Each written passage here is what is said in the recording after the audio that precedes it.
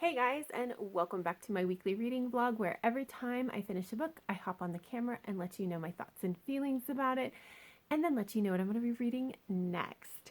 And I have finished How to Betray a Dragon's Hero by Cressida Cowell, the 11th book in the How to Train Your Dragon series. So, I thought this is actually really interesting. So, as I said for this description, which is super vague because 11th book in a series, basically Hiccup has to go on a journey and he really has to make it to that destination. And there's a lot of obstacles along the way. And that is true. But it's also got a very, very compressed time frame. A lot of stuff happens, and I actually think it was done really well. So I still don't love this book, but that's mostly because I don't love this story and I don't love these characters. But I can recognize that the actual plot of this particular book and how it was executed was done very well. And honestly, the highest praise I can give is that when I finished this book, I actually had a moment where I was just like, well, maybe I should just pick up the last, not wait until next month and just pick up the last book and read it right now, which is absolutely what you want from the second to last book. You want to make your reader just be so excited to figure out how this story is going to end. And so I do think it did that very well. This is definitely, for me personally, I enjoyed this one possibly the most out of any of them in the series. If not, it's definitely number 2. And so I was very, very happy that that's how it turned out. But now I'm left with a very unusual problem. I had picked out 4 books for Tome Topple and 4 books that were not for Tome Topple. And I've already read 3 of them now. And the last one is my short story collection, the Fantasty Magazine, which I have read one of the stories, and it's very good. But I don't generally like to sit down and just read a bunch of short stories all at once because I can't process it very easily. And so I usually read it at the same time, as kind of a break from whatever novel I'm in the middle of. So now I have to figure out what I'm reading. And I decided that I'm just going to go ahead and start reading the books that I picked out for Tome Topple. I really want to make sure I read them this month. I was already a little hesitant about reading 4 books for Tome Topple. And so, it'll be fine. But the book that I picked out is Tess of the Road by Rachel Hartman. This is a young adult fantasy, and it's set in the same world as the Seraphina duology, but it's not part of that duology. In this, we are following Tess, and in the country she lives in, your role is determined very much by your gender, and it's very strictly enforced. Tess does something bad, and basically the only way to cleanse the family name is to send her to a nunnery. And the day that she is supposed to go, she cuts her hair, she dresses as a boy, and hits the road. She's very clear that she is not running away from anything, but she's just running to something. She just doesn't know what that something is yet. And so we get to go with her on her journey of figuring it out. So like I said, this is a tome. It's 524 pages. I'm sure that I will finish this before Saturday, and then I'm gonna have to figure out what I'm doing next. I don't know. I will still read the Fantasy Magazine at the same time. I expect I'll finish that as well. If I don't finish it, I'll be pretty close to finishing, I'm guessing. But we'll see how that goes. But that's all I have for this update, you guys. So until next time, bye. Hey guys, it is Monday night and I already have an update. I'm DNFing Tess of the Road by Rachel Hartman. I made it 100 pages in before I DNF'd it, but I did so for my sanity because Tess is a wholly unlikable character. Now, in her defense, she did grow up in a pretty crappy home situation. Her dad's mostly absent. Her mom is horrible. She is a bitter, unhappy woman who takes it out on others, and Tess is a favorite target. Her younger brothers are little jerk faces, and her twin sister is kind of an angel, and so never like Tess looks that much worse in comparison to her twin. But she makes some really bad choices, and she is like when we first meet her, she's dealing with some of the consequences of this, and she's just angry and bitter and hates the world. Like there is nothing about her that is sympathetic. It and like the problem with this is that this is definitely one of those stories where like she's gonna go on a journey and she's gonna like meet people and have epiphanies and like change as a person, and at the end of the day, she's at the end of the journey, she's gonna figure out her place in life and what she should be doing, which is not going back to her family. We already know that. But like that's what we're gonna do. And I found that like at 100 pages, I don't care. I don't care for that story because I can't root for her because she's just so unlikable. And for me, like, you gotta give me something. And she just didn't.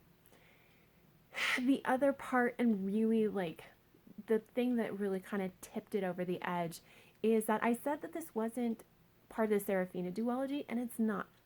But this is actually Seraphina's younger sister. And so we get to see Seraphina through Tess's eyes. And like, it's not, this is not first person perspective, but it's that third person where like you still kind of see what they're thinking. I don't know what that's called.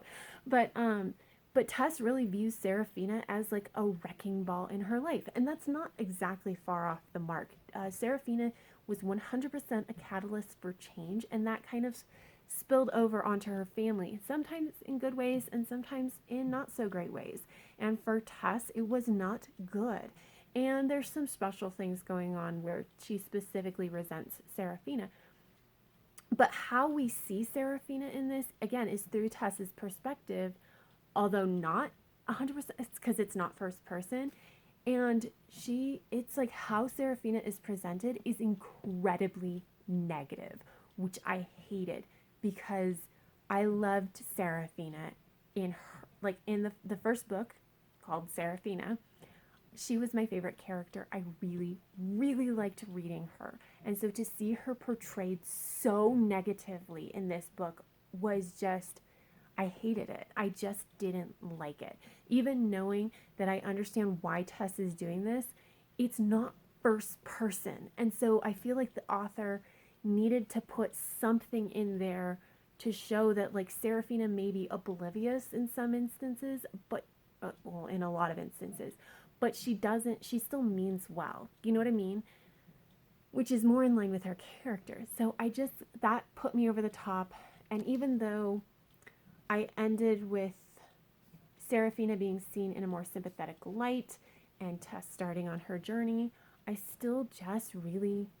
really just didn't like it. And so for my mental health, I'm stopping. I'm not going to read this anymore. So instead, I'm going to pick up a book that was not on my TBR, and that is The Oathbreaker's Shadow by Amy McCulloch. Now, this is a Mongol inspired, I think, but it follows our main character of Raim. He was 15, and he lives in this culture where oaths are taken incredibly seriously. You tie a knot, it's imbued with magic, you can't break your oath. And if you do, then the knot will burst into flames and mark you. And then, obviously, you've been marked as an oathbreaker. You are cast out and hunted down by vengeful shadows. There we go. Now, Raim is an orphan and has a knot around his wrist. He doesn't know what it's from. He doesn't know anything about this. So he doesn't know how to avoid breaking that oath, but he doesn't know. But he goes and he goes to pledge his allegiance to the king and to become a soldier, and his knot bursts into flame and marks him as an oathbreaker. And so now he's got a choice, either run or die. So I'm 10 pages in, and you guys, it's not going well. The first part kind of the very first little bit bothered me, and only time will tell to see if like it gets back on track or if this ends up being another DNF. My husband he's already dubbed this no finish November, so he might be right.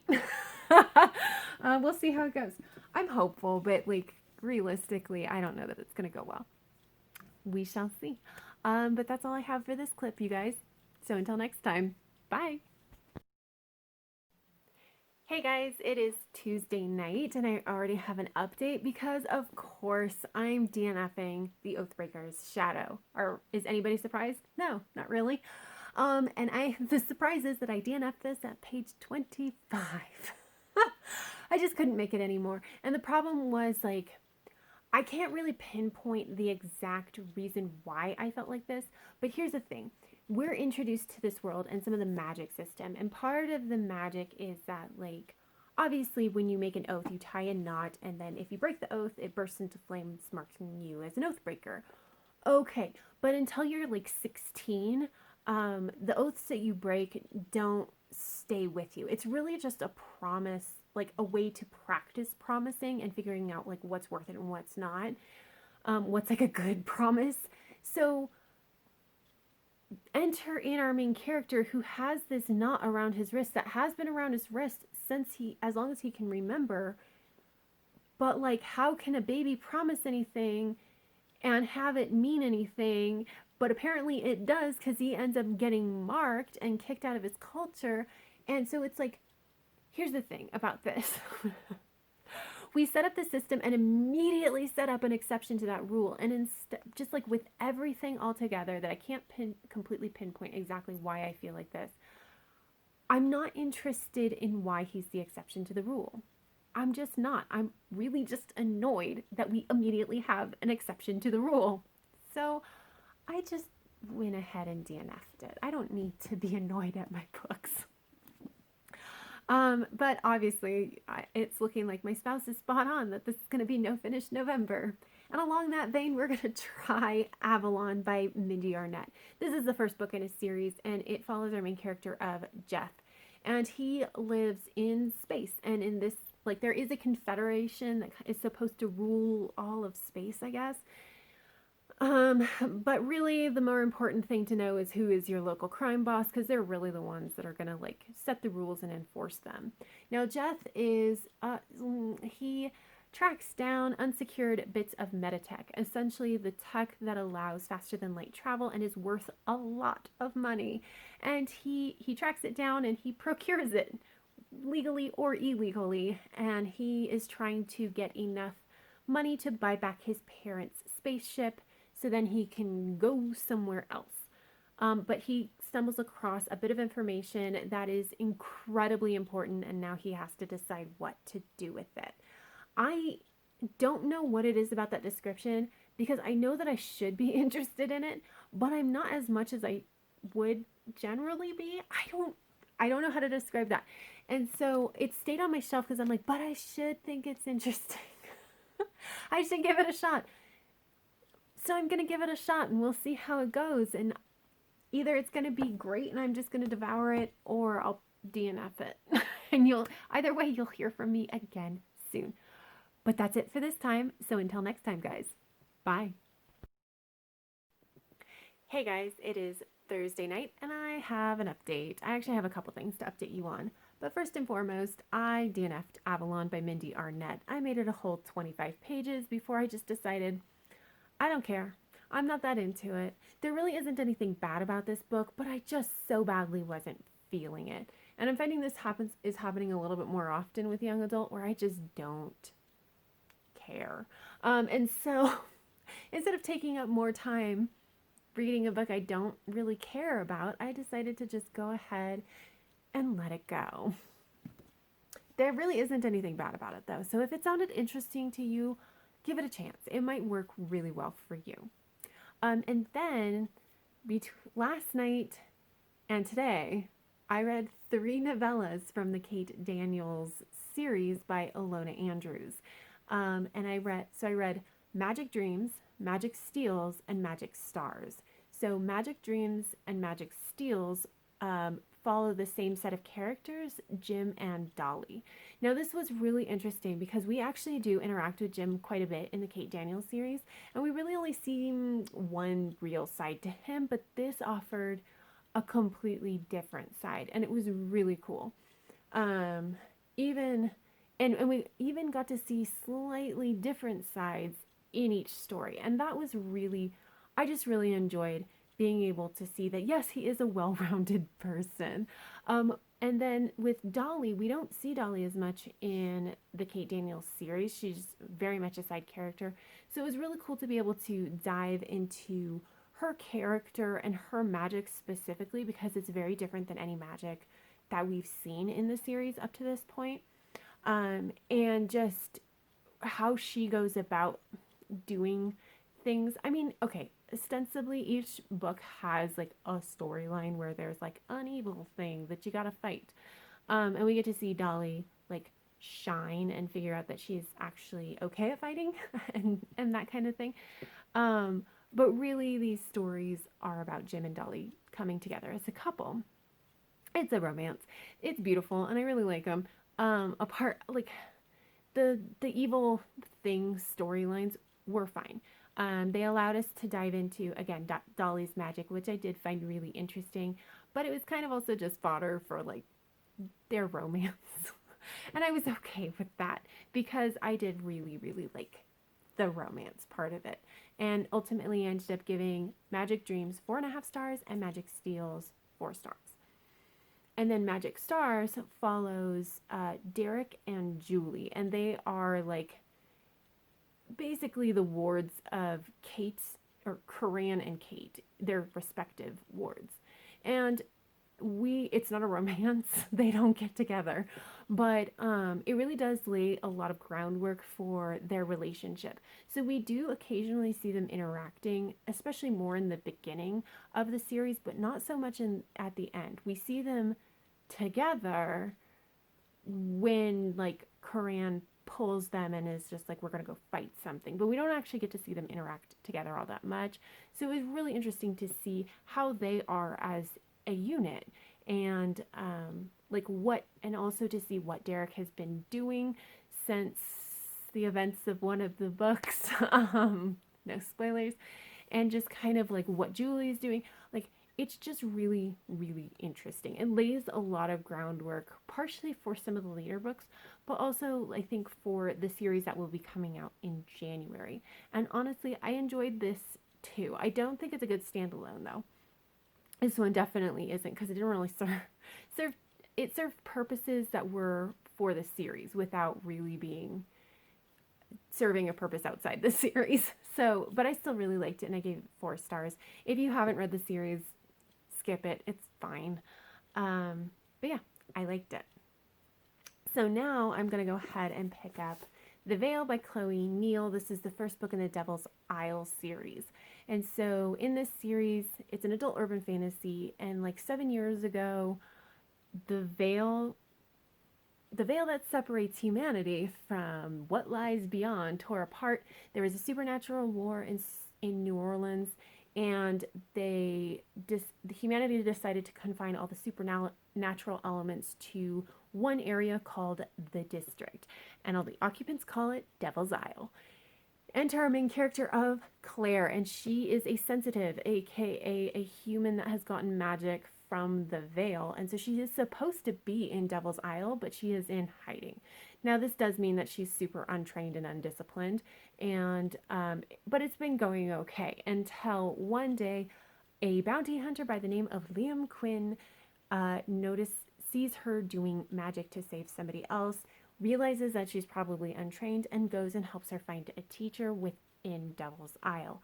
Now apparently there's also another storyline wherein New Orleans needs to be saved from something, but honestly the back description doesn't really get into it until the very end when it says, and then like they have to save New Orleans or the city will burn.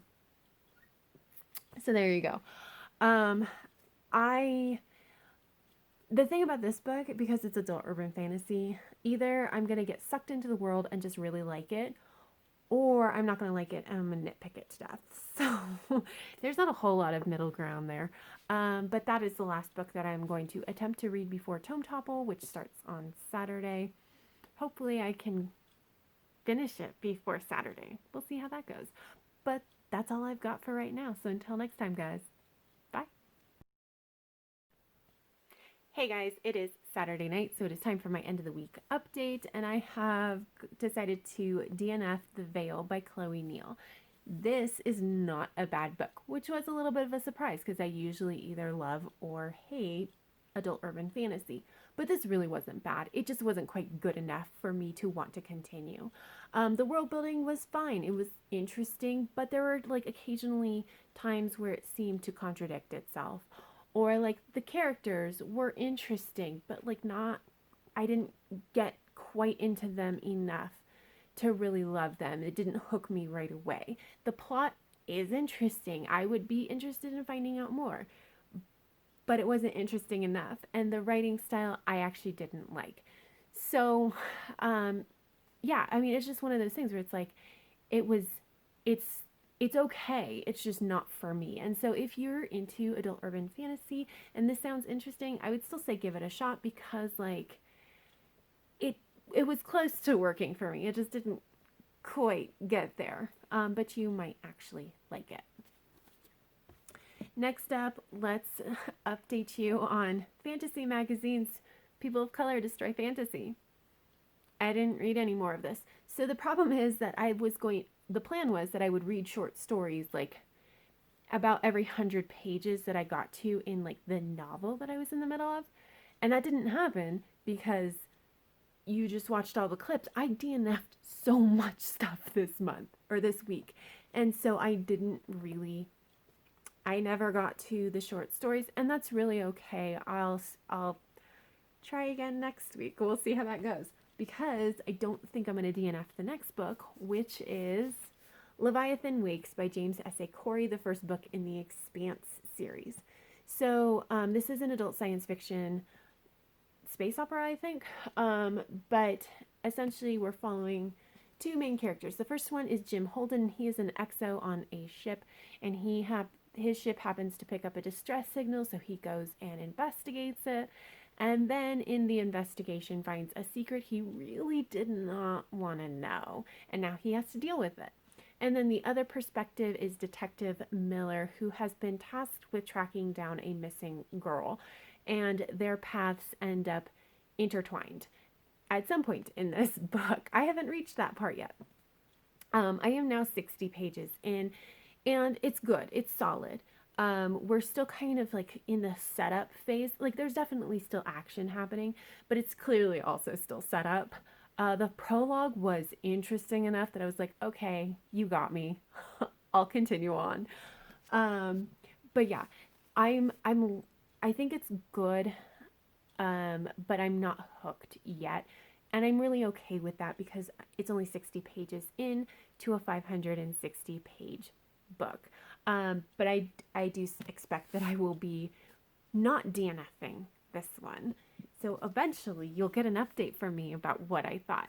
But that is all I have for this clip. So until next time, guys, have happy reading, and I will see you in the next video. Bye.